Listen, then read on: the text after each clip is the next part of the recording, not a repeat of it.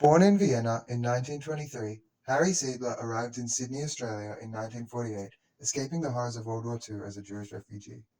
Shocked by the bleak and dull suburban architecture, Harry Seidler worked for close to 6 decades to enhance and modernize the Australian architectural scene. This film explores how Harry Seidler employed modernist design principles in both his Harry and Penelope Seidler house in 1967 and the Rose Seidler house, in an attempt to change public opinion and create a stronger connection between building and the environment. Additionally, this film explores the work of Kirsten Thompson, a contemporary designer with clear similarities to Seidler's design approach in regards to modernity, whose designs also center around a strong connection to the surrounding landscape and a core belief on efficiency, functionality, and overall aesthetics in the design of a home, all of which are fundamental beliefs of the modernist movement. Upon the completion of the Rose Seidler house in 1952, Harry was commonly regarded as the Great Disruptor, due to his involvement and fueling of the modernist architectural scene in Australia. Seidler's designs were heavily reliant on an abundance of natural light and large glass fixtures in an aim to bring light to the world following the atrocities of World War II, which Harry had fled from in Europe. Having fled Vienna, Harry left for America, where he studied architecture at university. Harry was an extremely esteemed individual. Having completed a master's in architecture at Harvard, he then went on to become the chief assistant to world-renowned architect Marcel Breuer, considered one of the masters and pioneers of the modernist movement. Seidler's rise to greatness began at an early age when, upon his arrival to Australia, he started his own private architecture firm and quickly became of significant importance in the Australian modernist design era. By creating his own architecture firm, he was able to implement his design ideals and principles, which he had learnt whilst being a chief assistant to Marcel Breuer during the years 1946 to 1948. Modernism was a design movement popularized in the 20th century. Modernism emerged from the rise of new and innovative technologies that emerged in the post-war setting, mainly in Europe. Modernist designers and thinkers aimed to break away from historical architectural principles by creating designs that were simple and functional, and by rejecting excessive ornamentation as a means of design. The rise of new technologies and the relatively cheap price of using these new practices allowed for modernism to thrive and breathe new life into a post-war generation. Suffering not only from the horrors of the previous world wars, but also the architecture that arose in the years following, modernist thinkers and designers attempted to implement new techniques, practices, and principles into their designs. Amidst this inevitable design revolution, Seidler rose to popularity in Australia by utilizing modernist principles in his designs to enhance the living experience for homeowners. Although Seidler's work is unmistakably modern, he didn't wish to limit his creativity to a specific style of design, and rather preferred to create designs that actualize his three key principles: social use, technology, and aesthetics. Similar to one of the core principles of modernist architecture, Seidler's works were heavily reliant on new technologies, and Seidler embraced his extensive knowledge on reinforced concrete, a technological breakthrough at the time, to push his designs to near impossible heights, all whilst maintaining a practical use for each of his designs. It is with these principles that Harry Seidler designed and built the Rose Seidler house in 1952. Initially designed for Seidler's parents, the Rose Seidler house was Harry's actualization of a design that encompasses all three of his principal ideals.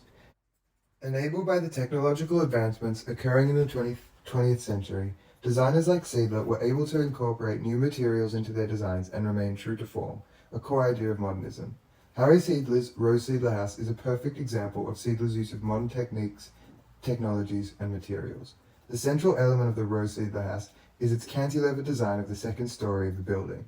This type of cantilever and the sheer size of it was completely unheard of in Australian house designs in the 50s, and was only made possible thanks to modern technologies, which Seidler brilliantly included in his Rose Seidler house design and would continue to use in the multitude of other buildings he would later go on to design. Additionally, the Rose Seidler house is constructed using only 4 basic materials: reinforced concrete, bush stone, timber, and glass, demonstrating Seidler's adaptation of the modernist ideal that less is more. By using a limited amount of materials, Seidler is able to communicate his designs in a way that is direct and functional. This design choice ultimately influences the overall aesthetic of Seidler's designs, however, is necessary and beneficial as it ensures that the designs aren't overly excessive with unrequired ornamentation, but rather that the designs are modern in appearance and suited to the requirements of the modern Australian. Branching off into a slightly different style to his highly esteemed Rose Seidler House, the Harry and Penelope Seidler House of 1967 demonstrates why Harry Seidler is one of Australia's most esteemed architects of the past century. Seidler's implementation of concrete technologies was only increased in the construction of his future designs, with this house being no exception.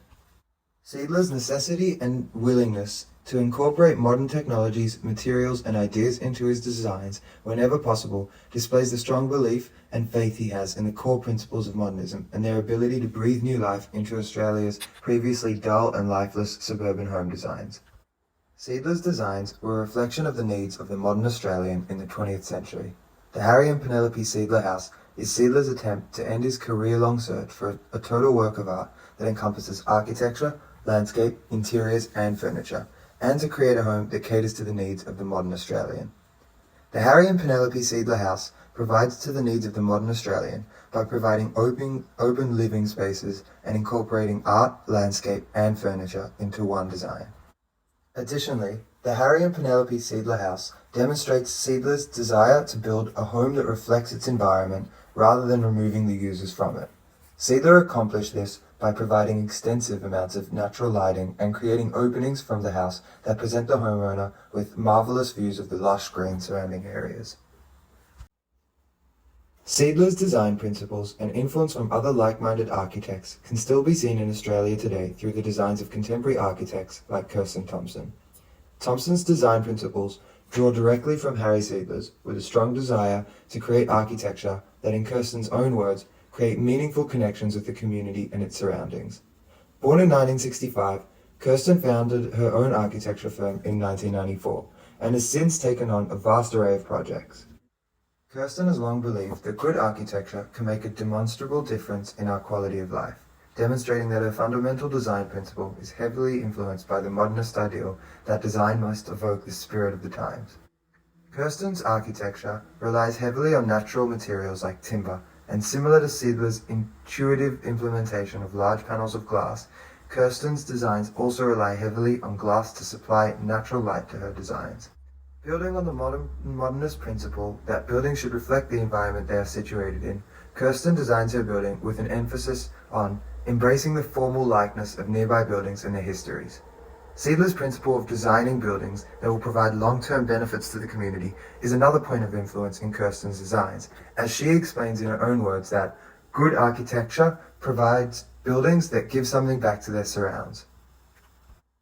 This is clearly evident in her design of the Marysville Police Station, where she has included a large open space outside of the building that can be used not just by the police but by the general public.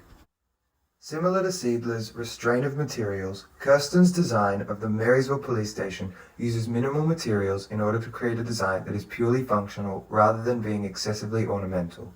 Although her design of the police station is not modernist in nature, the underlying principles of the modernist movement from the previous century are unmistakably implemented into Kirsten's designs. In summary, Harry Seidler worked tirelessly to advance the Australian architectural movement through his work in both the Rose and Harry and Penelope Seidler House. Seidler's implementation of technology, strong emphasis on design incorporating its surroundings, and his restrained use of materials in his designs highlights his strong connection and belief in the modernist principles and way of thinking. Influence from Seidler can be seen in Kirsten's heavy reliance on natural light, minimal use of materials, and direct link to landscape and community in her design of the Marysville Police Station. The modernist principles that are present in both architects' designs are made possible only due to technological advancements and a strong emphasis on planning for the future and catering to homeowners' modern needs.